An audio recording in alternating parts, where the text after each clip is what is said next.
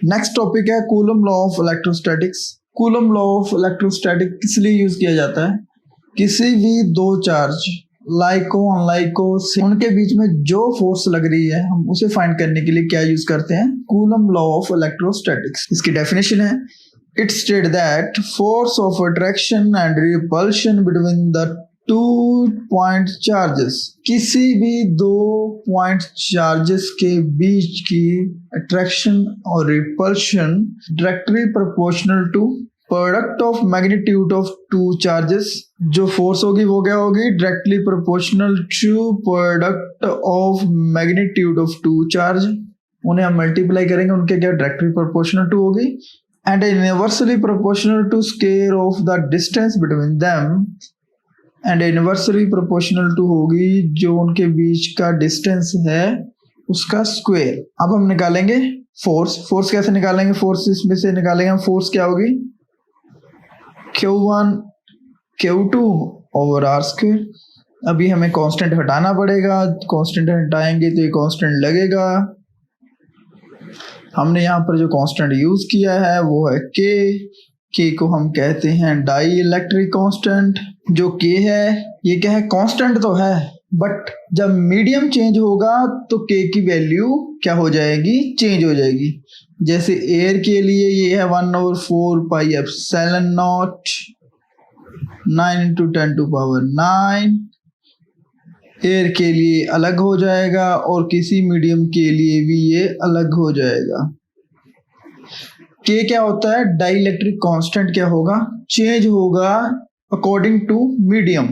ये मीडियम के साथ चेंज होगा।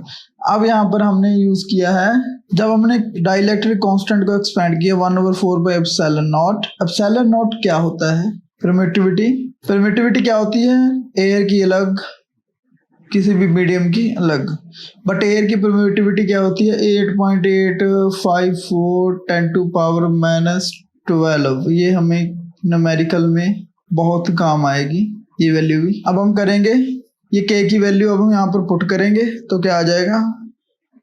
1/4 pi epsilon naught Q1 Q2 upon r square. यही है force between the two charge in Coulomb law of electrostatics. अब हम करेंगे इसकी एक्सप्रेशन में क्या है? हमारे पास एक सिस्टम है जिसमें Q1 Q2 चार्ज पड़े हैं, जो उनके बीच का डिस्टेंस है वो क्या है? R है। लिखेंगे कैसे? Consider 2 point charges Q1 Q2 separate by distance R। अब हमें पता है, हमने लास्ट टॉपिक में जिसमें कूलम लॉ ऑफ इलेक्ट्रोस्टैटिक्स था उसमें हमने फोर्स फाइंड की थी, वो क्या थी? 1/4 pi epsilon naught Q1 Q2 upon r square. अब इसे हम यूज करेंगे कैसे? इस सिस्टम में टू चार्जेस हैं। बस चार्ज के ऊपर फोर्स लग रही है, वो किसके कारण लग रही है? सेकंड चार्ज के कारण। तो ये क्या हो गया? सेकंड चार्ज फोर्स लगा रहा है फर्स्ट चार्ज के ऊपर। क्या हो गया? R cap 2 1। जब फर्स्ट चार्ज फोर्स लगाएगा सेकंड चार्ज पे तो फिर क्या आ जाएगा? R cap 1 2। इसे हमने यूज कैसे करना है अभी मैं आपको बताता हूँ। अब हम लिखेंगे Coulomb's force acting on Q1 due to Q2 is given by। जो फोर्स लग रही है फर्स्ट चार्ज के ऊपर सेकंड चार्ज के कारण, जब आप फोर्स लिखोगे पहले लिखोगे जिस चार्ज के ऊपर लग रही है और किस चार्ज के कारण लग रही है, कि कौन सा चार्ज लगा रहा है। उसके बाद लिखोगे 1/4 pi epsilon naught Q1 Q2 upon r square. अब आ गया है vector, unit vector. Unit vector में क्या होता है? उसमें हमने क्या लिखा है? जिस चार्ज पे पहले फोर्स लग रही है और कौन सा चार्ज लगा रहा है। बट यूनिट वेक्टर में क्या होगा? जो चार्ज फोर्स लगा रहा है वो पहले, किस चार्ज पे लग रही है वो बाद में। इसे हम मान लेंगे फर्स्ट। ऐसे हम निकालेंगे coulomb force acting on Q2 due to Q1 given by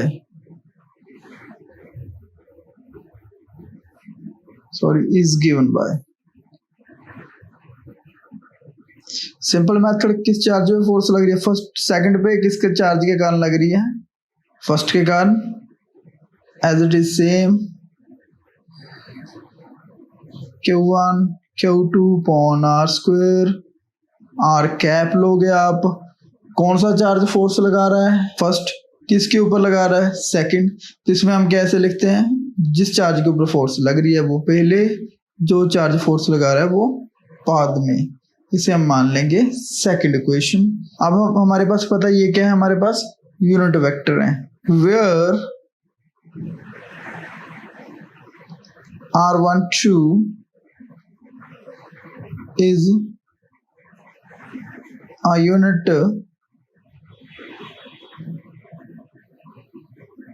vector of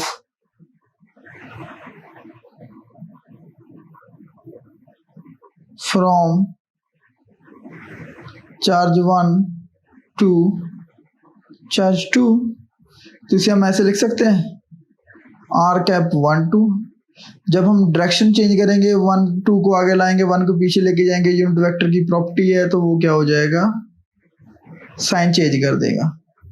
इसे हम मान लेंगे 3। सॉरी, एक गड़बड़ हो गई, यहाँ पर है 1 2 नॉट 2 1। अब क्या हमें पता है? आर कैप 1 2 की जगह हम क्या पुट कर देंगे? R cap 2 1। तो हमारे पास क्वेश्चन क्या आ जाएगी? फोर्स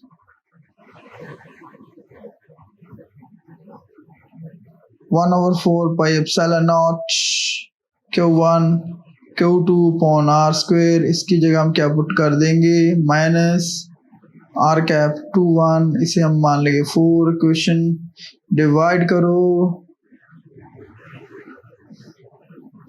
1/4। फर्स्ट क्वेश्चन कौन सी है हमारी? Force 1 to 2 1/4 by epsilon naught Q1 Q2 r square 2 1। एस्टिस हम क्या करेंगे? सॉरी, ऐसे हम लिखेंगे 2 1। सेम लिखेंगे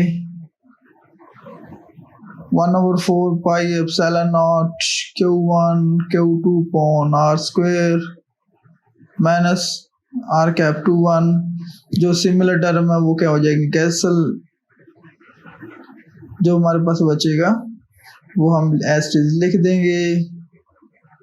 फोर्स 1 2 फोर्स 2 1 इक्वल टू 1/-1। अब नीचे -1 बचेगा, इसे हम लेके जाएंगे अदर साइड तो क्या आ जाएगा? Force 1 2 equal to minus force 2 1। यही हमने प्रूव करना था। नेक्स्ट टॉपिक क्या है? Importance of Coulomb law. Coulomb law की क्या क्या इंपॉर्टेंस है? फर्स्ट क्या है? Obey the Newton third law of motion. जो कूलम लॉ ऑफ इलेक्ट्रोस्टैटिक्स है वो क्या करता है? न्यूटन का थर्ड लॉ ऑफ मोशन को फॉलो करता है। Second, the force of attraction and repulsion between the 2 point charge in centre in nature. Centre in nature क्या होता है? हमारे पास 2 चार्ज हैं, वो क्या सेंटर टू सेंटर ज्वाइंट है, एक एक्सिस पे है। ये चार्ज सेंटर इन नेचर नहीं होंगे, तो जब ये एक दूसरे की तरफ फोर्स लगाएंगे तो क्या पता ये किस डायरेक्शन में मूव करें। हो सकता है ये ऊपर को मूव कर लें, हो सकता है इस डायरेक्शन में मूव करें, हो सकता है इस डायरेक्शन में मूव करें, किसी भी एंगल पे ये मूव कर सकते हैं। But in Coulomb law of electrostatics जो चार्ज मूव करता है वो क्या करता है? सेंटर टू सेंटर एक्सिस पे मूव करता है, कभी भी किसी और डायरेक्शन में मूव नहीं करेगा। यही पॉइंट है। The force of attraction and repulsion between the 2 point charges is centre in nature. Second है लिमिटेशन ऑफ कूलम लॉ। क्या क्या इसमें कमी है? फर्स्ट कमी, the electric charge must be stationary, जो इलेक्ट्रिक चार्ज होगा वो रेस्ट में होना चाहिए, तभी हम Coulomb law of electrostatics apply कर पाएंगे। The electric charge must be in point in size, कभी भी ये बड़े साइज की फोर्स नहीं निकाल पाएगा, जो चार्ज होना चाहिए पॉइंट इन साइज होना चाहिए। नेक्स्ट क्वेश्चन है defined unit of charge. Unit of charge क्या है? ओके, कूलम और 1 कूलम, कैसे भी क्वेश्चन आ सकता है। डिफाइंड यूनिट ऑफ चार्ज भी कह सकते हैं, डिफाइंड 1 कूलम भी कह सकते हैं। अब ये क्या है? 1 coulomb is that charge which repels an equal and similar charge with the force 9 into 10 to power 9 in Newton when placed in air distance 1 meter from it। क्या है? दो हमारे पास चार्ज हैं, Q1 Q2, जो बीच में डिस्टेंस है वो क्या है? 1 मीटर, और दोनों चार्ज क्या है? इक्वल एंड सिमिलर, जैसे Q1 इक्वल टू Q2, हम इसे मान लेंगे Q। जो फोर्स दी गई है हमें गिवन वो क्या है? 9 into 10 to power 9 न्यूटन। उसके बाद पता है हमें रेडियस कितना दिया गया इसमें? 1 मीटर। अब हमने क्या फाइंड करना था? चार्ज। जब इसका चार्ज 1 कूलम हो जाएगा तो समझ लो ये डेफिनेशन सही है। अब हम क्या करेंगे? इसे पुट करेंगे फोर्स के फॉर्मूले में जो हमने फाइंड किया था, 1/4 Q1 Q2 upon R square. Force कितना दिया? 9 into 10 to power 9। इसकी वैल्यू हमें पता है कितनी है? 9 into 10 to power 9। Q1 Q2 के हैं इक्वल है, इसलिए ये यहाँ पर बन जाएगा Q into Q। इसे हम सीधा भी लिख सकते हैं Q स्क्वायर। R कितना है? 1 मीटर, 1 स्क्वायर। अब जो सिमिलर टर्म है वो क्या हो जाएंगी? कट। पीछे हमारे पास क्या बचेगा? 1 is equal to Q square. इसे हम ऐसे भी लिख सकते हैं Q square equal to 1। Q क्या आ गया? 1 कूलम। चार्ज की यूनिट क्या होती है? कूलम। नेक्स्ट है रिलेटिव परमिटिविटी और डाइलेक्ट्रिक कांस्टेंट। क्या होता है डाइलेक्ट्रिक कांस्टेंट?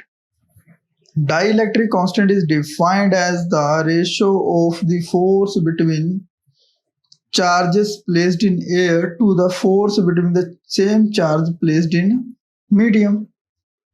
क्या होगा? डाइलेक्ट्रिक कांस्टेंट क्या है? रेशियो है force between the two charges placed in air to the force between the two charges placed in medium. ये है अकॉर्डिंग टू डाइलेक्ट्रिक कांस्टेंट। अब इसे हम करेंगे प्रूफ करने के लिए सबसे पहले हम निकालेंगे force in air 1/4 pi epsilon naught for air naught Q1 Q2 upon R square। Same charge है, इसे हम मान लेंगे 1। ऐसे ही हम निकालेंगे मीडियम के लिए 1/4 pi epsilon naught नहीं लिखेंगे, यहाँ पर epsilon लिखेंगे, किसी मीडियम की परमिटिविटी है तो इसलिए हम लिख दिया epsilon। Q1 Q2 upon R square, इसे हम मान लेंगे सेकेंड। अब इसे हम पुट कर देंगे, अब इसे हम कर देंगे डिवाइड